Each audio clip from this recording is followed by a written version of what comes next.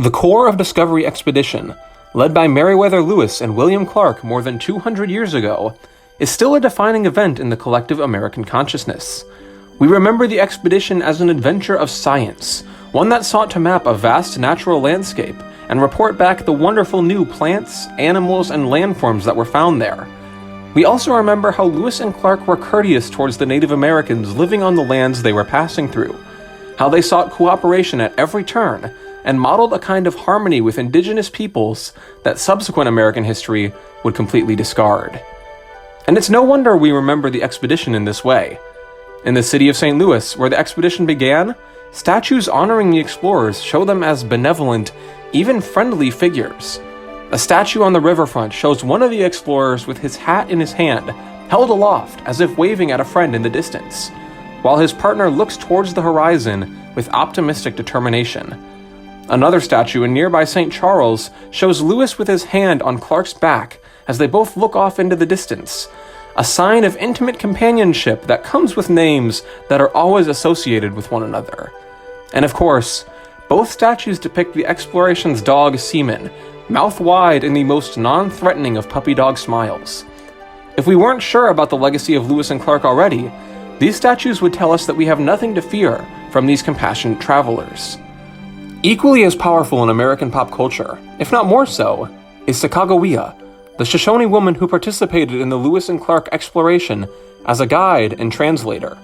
A woman of color, Sacagawea stands out from the white male historical figures and is thus celebrated as a hero in a wide variety of settings. A children's book I loved growing up places a section on Sacagawea next to an anthropomorphic orca and the planet Saturn, highlighting Sacagawea over Lewis and Clark themselves. This was my first introduction to Sacagawea as a cultural hero, although others might have first learned about her in a variety of different ways. Sacagawea is the subject of numerous other children's books. She is featured in pop songs.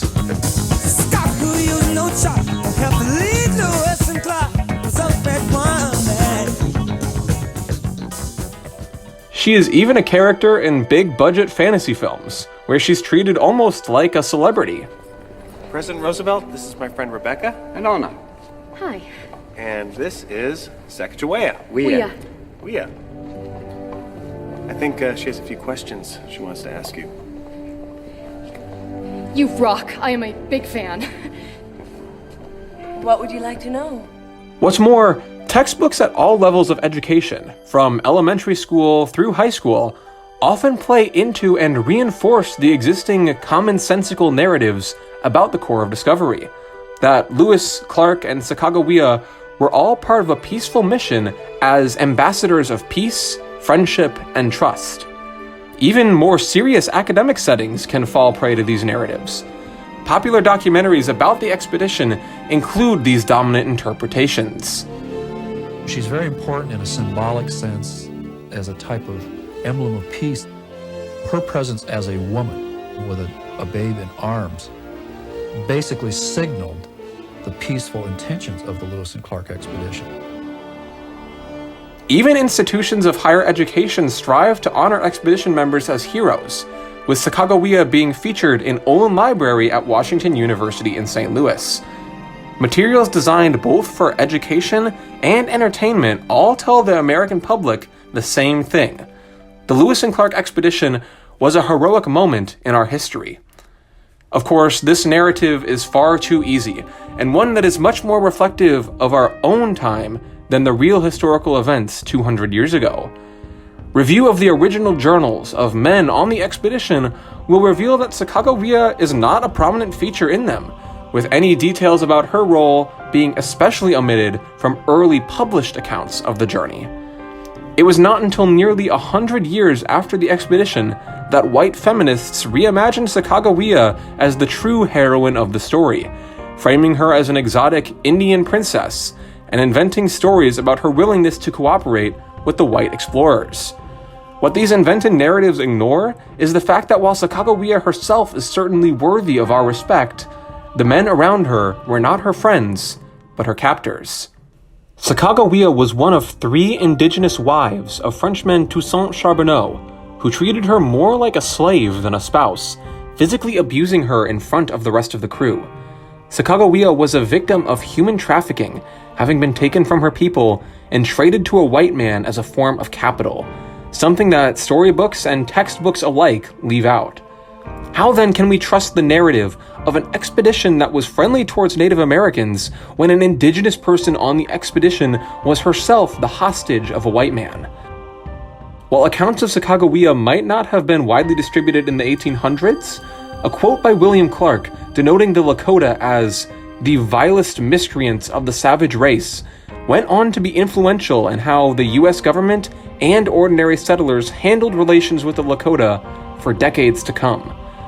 The reason that this quote became so influential in American indigenous relations is easy to understand. William Clark did not just influence America's policy towards natives, he was America's policy towards natives. Immediately after his return, William Clark was appointed Superintendent of Indian Affairs, a role in which he served from his home in St. Louis until his death 30 years later. The same man who is hailed today as a friend of Native Americans is the same one who signed the papers forcibly removing many of them from their homes. This is the single greatest error in the modern understanding of the core of discovery. We think of it as something separate from the genocide that followed, when in reality, the expedition was its first reconnaissance mission. The reason that these two events are remembered separately today is largely because of how the period connecting these two events has been erased. Nowhere is this erasure more apparent than in the city of St. Louis, where William Clark served both as a heroic explorer and a government agent tasked with removing the peoples we remember him as having befriended. And it is true that, even in the years after the expedition, Clark and other prominent St. Louis figures did maintain close ties to the native peoples, especially the Osage. Wealthy merchants Pierre and A.P. Chouteau grew up amongst the Osage and both took Osage wives, with A.P. learning their language and eventually living amongst them permanently. Clark himself also depended upon the Osage, using them as his personal guards. When the War of 1812 struck the country, leaving St. Louis vulnerable, Clark and Pierre Chouteau recruited Osage men to defend the city for the duration of the war. This history might at first suggest the kind of harmony we would expect from William Clark as he's remembered today, but this isn't yet the full story. Clark negotiated almost 40 harsh land cessions with various tribes, including an infamous 1825 treaty with the Osage that transferred hundreds of thousands of acres of their land to Pierre Chouteau, a harsh blow from two men the Osage would have considered allies. Not only were the Osage removed from their land by the elites of St. Louis, but measures included in the treaty also tried to force assimilation upon the Osage. The treaty provided materials to the Osage to start agriculture, a paternalistic inclusion designed to push the Osage into civilization. The Osage saw no need for agriculture, with one of their buffalo robes being tradable for a year's supply of corn. The treaty also established an educational fund, later called the Civilization Fund, through which Osage children would receive a Western education, further assimilating them. The clauses of this treaty are in many ways a preface to the forced Indian boarding schools that abused indigenous children through the early 20th century, forcing native children to forego their culture and take white names and speak only English. These measures were created by William Clark, the same person honored today for his peaceful dealings with indigenous Americans. Perhaps it is because of this shameful history that monuments honoring the Osage legacy in St. Louis are incredibly rare. For one, the large earthen mounds once found in the city of St. Louis, claimed by the Osage as having been built by their ancestors, have been leveled. Beginning in the time of William Clark and continuing through the Civil War, these mounds were flattened to make way for an expanding city of Europeans, who enjoyed the mounds as a curious tourist attraction, but did not respect their history enough to preserve them. While there is still a small memorial today honoring these erased landmarks, it is off the beaten path, and nowhere near as eye-catching as massive statues of Lewis, Clark, and their dog. The Osage Nation is currently trying to build a cultural center at or near the site of the only remaining mound, but this is an uphill battle for a tribe without much room in their budget to buy property and build an entire campus. The closest thing to a real Osage memorial is located 85 miles from St. Louis in the tiny rural town of Cuba, Missouri. Here, a large memorial to the Osage people can be seen by travelers flying past on the interstate, a brief look at a family of people who once called the state of Missouri their home. The official website for this monument notes that it is the only monument dedicated to the Osage in the entire state. When compared to prominent statues of Lewis and Clark across the city and the state, it's not difficult to see where modern priorities lie in who is worthy of being remembered. While the Osage struggle to find ways to tell their stories, the man who betrayed and oppressed them is prominently displayed and featured as a hero of pop culture. He is often depicted side by side with Sacagawea, who was not a friend, but the enslaved wife of another white man. This is the true legacy of the Lewis and Clark expedition. That journey was an act of imperialism and colonialism, designed to survey a landscape soon to be taken over and to assess the power of the tribes who lived there. It is the city of St. Louis, the place that was the crux of that harmful legacy, that has erased this version of history from the popular consciousness.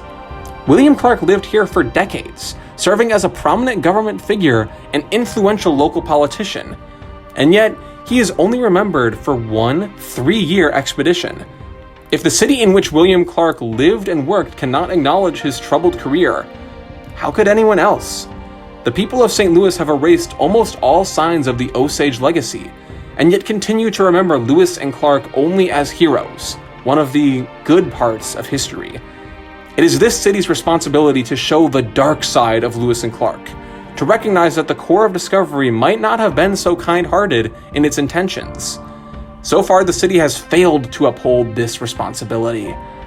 Even so, with education as to the true nature of the expedition, along with Clark's later role in Native American removal, we can change the narrative and correct how history is remembered, honoring the legacy of indigenous peoples across the country and bringing more critical thought to great American myths.